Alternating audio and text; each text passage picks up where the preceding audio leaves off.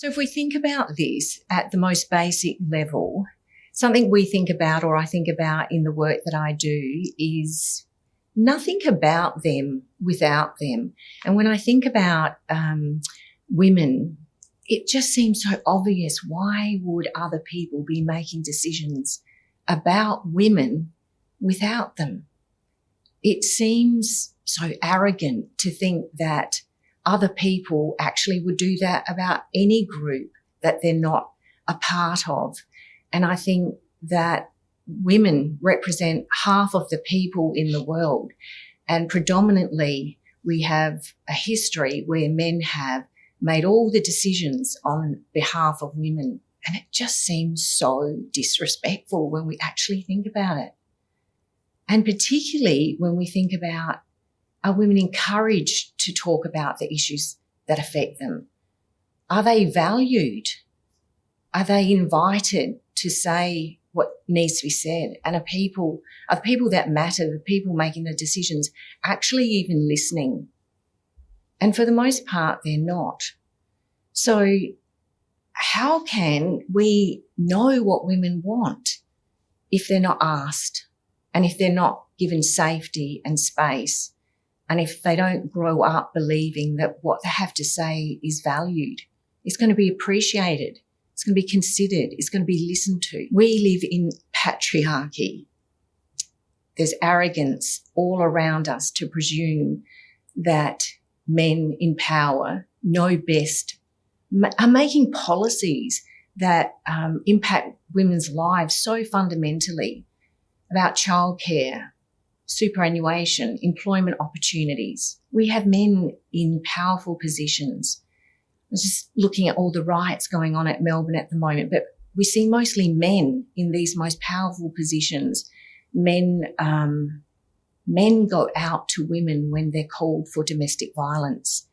We just don't have women talking to women about what women need in all the different areas of life. The other really important thing, that across the globe, so many women are oppressed. If we think about every country, even actually in the country we live in today, in our what we call a Western well-to-do society, women are oppressed everywhere. And so when we think about involving women in crucial decisions, it's just so important that we are reaching women that don't have a voice, that are just really hidden, invisible, marginalised.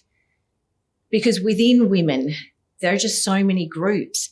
And it's like, I work with women who are experiencing homelessness, domestic violence, mental health issues.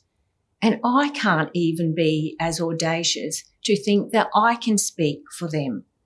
Something that we do that we consider very important at Catherine House is that we don't want to speak about their experience. So more and more when we're going out to talk to groups about homelessness, about the pathways, the drivers, the things that create and lead to homelessness, we bring a woman with lived experience because we want her to talk about what her experience has been for her and what has helped her. So even if we look within the groups of different women in society, women can't speak about other women that where they haven't walked in their shoes, that they haven't experienced that. We can imagine what it might be like, and we can read and research and we can have a view. But if we don't listen to other women with different experiences to our own, we actually don't know. And what we do know from research with regards to anything, if we want to encourage women, we have to have their engagement. We have to have their buy-in. We have to create a situation where women are invested if we want to make change, if we want to really hear about the things that affect them. We have to make it seem important. We have to get their buy-in and their engagement.